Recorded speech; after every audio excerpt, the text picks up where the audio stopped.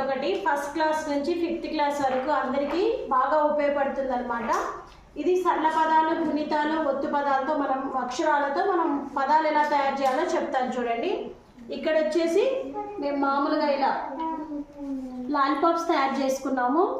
అంటే అక్షరాలు, సరళ అక్షరాలతో లాలీపాప్స్, తర్వాత ఒత్తు మెంబర్స్ కూడా లాలీపాప్స్ తయారు చేసుకున్నాము. అది ఎలాగంటే చూడండి, ఇక్కడ 7 4 1 2 పెట్టా కదా, ఇక్కడ 7 వచ్చేసి ఊ, అది ఇక్కడ పెట్టుకోవాలి.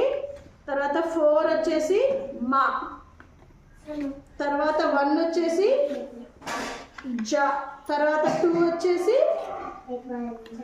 డ. ఏమైంది ఇప్పుడు? ఉమజడ. ఈ ఒక్క చార్ట్తో అయితే పిల్లలు గుణిత పదాలు, సరళ పదాలు, ఒత్తు పదాలు చాలా ఈజీగా నేర్చుకుంటారండి. ఇది తయారు చేయడానికి కూడా అంత పెద్ద కాస్ట్ ఏం కాదు. కార్డ్బోర్డు, తర్వాత చార్ట్స్, ఐస్ క్రీమ్ పుల్లలు, అగ్గిపెట్టెలతో తయారు చేశారండి. చాలా ఈజీగా, చాలా